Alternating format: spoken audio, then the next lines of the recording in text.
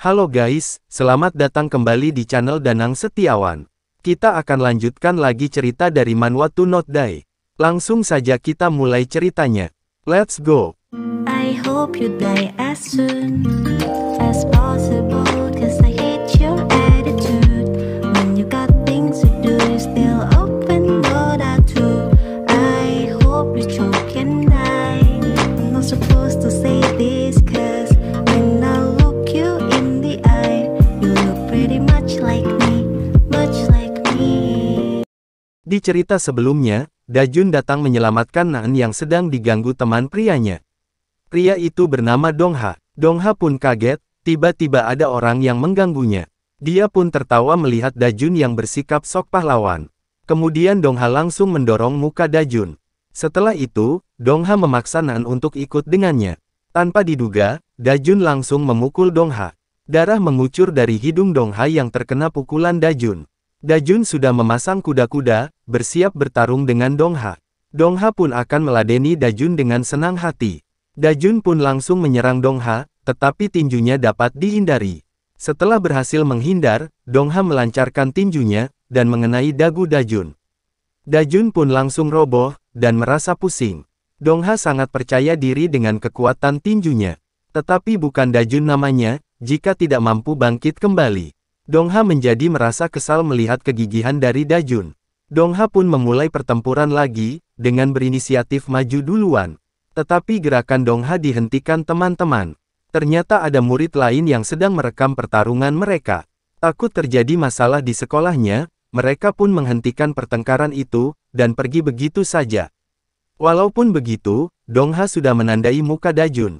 Jika bertemu lagi di luar sekolah, Dongha akan langsung menghabisinya. Setelah itu, Dajun dan Naen pun pergi untuk berkencan. Dajun pun menanyakan, sebenarnya apa yang terjadi pada Naen dan pria-pria itu. Dajun berjanji akan membantunya, jika Naen dalam kesusahan. Naen pun tiba-tiba menangis, seperti terlalu banyak beban dalam hidupnya. Naen pun akhirnya menceritakan kisahnya bersama Dongha. Awalnya, Naen dan Dongha berteman karena teman sekelas. Dongha terlihat seperti pria yang baik. Tetapi lama-kelamaan tindakan Dongha sering kelewatan. Dongha sering melecehkan Naen, dengan menyentuh tubuh Naen. Sampai lama-kelamaan, Naen menjadi mainan Dongha setiap harinya. Naen selalu diganggu dan dibuli oleh Dongha. Pernah Naen dikasih boneka, tetapi di dalam boneka itu ternyata ada kamera tersembunyi. Naen tidak bisa menceritakan semua masalah itu kepada ayahnya, karena ayahnya juga punya banyak masalah. Mendengar cerita dari Naen itu, Dajun pun terlihat sangat marah. Kencan mereka pun berakhir, Naen sedikit lebih lega karena sudah menceritakan masalahnya kepada Dajun. Tetapi Dajun masih sangat marah, dan tidak terima Naen diperlakukan seperti itu. Di tempat lain, Dongha dan anak buahnya sedang berada di tempat karaoke. Di sana Dongha mengajak cewek, yang sepertinya cewek itu sedang tertekan. Cewek itu meminta izin untuk pulang, dengan alasan sudah malam. Setelah itu, tiba-tiba pacar cewek itu datang dengan ekspresi marah. Pacarnya datang untuk menyelamatkan cewek itu. Tetapi dia kalah dalam adu pukul dengan Dongha. Dia pun langsung diinjak-injak oleh Dongha. Kemudian si cewek memohon agar Dongha berhenti menghajar pacarnya. Dongha akan berhenti jika si cewek mau ikut bernyanyi dengannya. Cewek itu pun langsung menuruti kemauan Dongha dengan bernyanyi. Walaupun dengan perasaan takut, cewek itu tetap bernyanyi agar pacarnya selamat. Setelah itu Dongha dan satu anak buah pergi untuk ke toilet. Saat itu anak buahnya melaporkan bahwa dia sudah membuntuti Dajun, dan sudah mengetahui di mana Dajun tinggal. Dongha pun berniat untuk memburu Dajun esok harinya, dan akan langsung menghabisinya. Tetapi saat mereka sedang berbincang, tiba-tiba anak buah Dongha dipukul dengan alat pemadam kebakaran. Dongha pun terkejut melihat serangan dadakan itu. Ternyata Dajun yang menyerang mereka, jadi mereka tidak perlu lagi mencari Dajun. Dongha terkejut Dajun berada di situ, harusnya kan dia sedang dibuntuti anak buahnya. Ternyata anak buah Dongha yang ditugaskan membuntuti Dajun, ketahuan oleh Hangil. Sudah jelas, dia langsung dihabisi oleh Cho Hangil dalam sekali hajar. Dongha yang kesal pun langsung maju menyerang Dajun.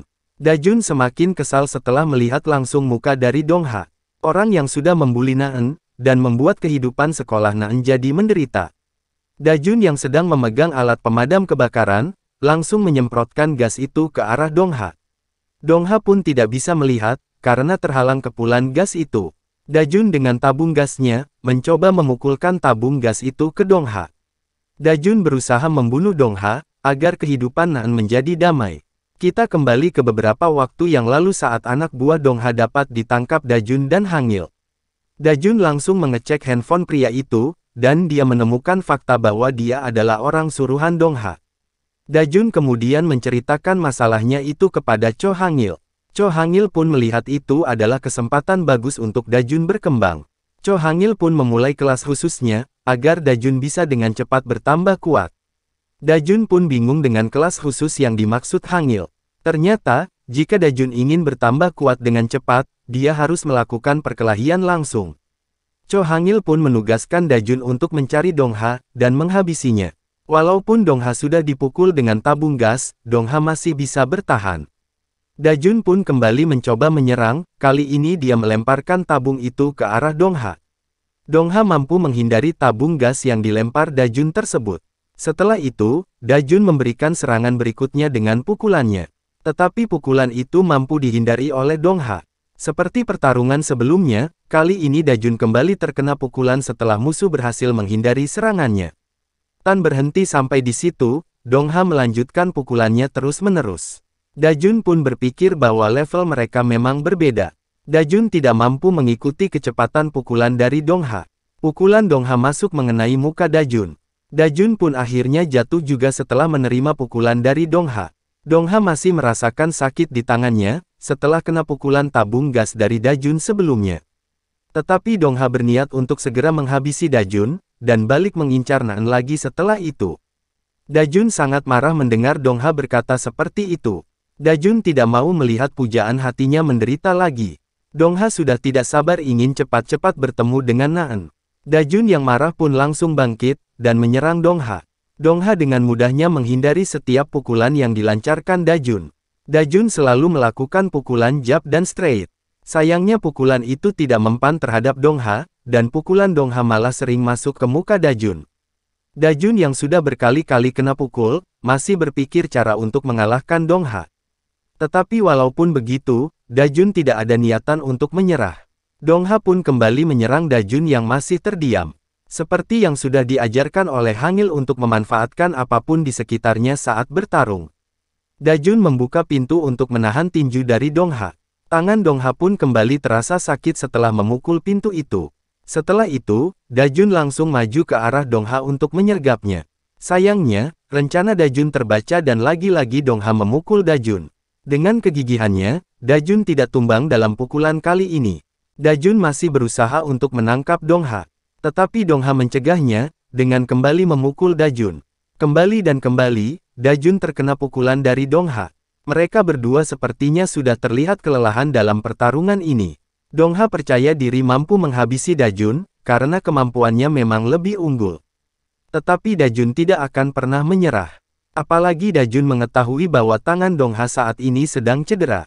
Cedera tangan Dongha ia dapat, dari berkali-kali terkena benturan benda keras. Tetapi walaupun begitu, Dongha tetap maju dan terus menghajar Dajun. Walaupun Dongha sedang cedera tangannya, tetapi Dajun sama sekali tidak dapat menyentuh Dongha. Dengan gigi Dajun bertahan dari pukulan itu, berharap cedera di tangan Dongha semakin parah. Dongha memanfaatkan itu, dan berhasil memasukkan pukulannya di dagu Dajun. Tetapi ternyata Dongha juga merasakan efek sakit dari pukulannya tersebut. Dongha pun akhirnya lengah, dan Dajun pun berhasil menangkapnya. Ternyata itu adalah ilmu dari Cho Hangil, bagi Dajun agar bisa mengalahkan petarung tipe boxing. Dajun hanya perlu mencari satu kesempatan untuk dapat merangkul Dongha. Saat berhasil merangkul, dan memastikan Dongha tidak bisa menggunakan pukulannya, Dajun harus segera memegang kepala Dongha, kemudian dilanjutkan serangan menggunakan lutut. Serangan itu telak mengenai perut dari Dongha. Tidak berhenti sampai di situ, Dajun masih memegangi kepala Dongha dan melanjutkan serangannya. Dajun terus menyerang rusuk Dongha, sampai rusuknya retak. Dongha pun hampir kehilangan kesadarannya, dan berpikir akan kalah. Kemudian kesadarannya kembali, karena dia tidak mau kalah dari si cupu Dajun. Dia pun berusaha untuk melepaskan tangan Dajun. Pelajaran dari Cho Hangil masih berlanjut. Jika musuh sedang berusaha untuk melepaskan diri, disitulah kesempatan untuk menghabisi musuh. Gunakan semua kekuatan untuk serangan terakhir ini. Dajun yang mengingat penderitaan dari Naan, sekuat tenaga akan menghabisi Dong Ha. Dajun dengan kuat memegangi kepala dari Dong Ha.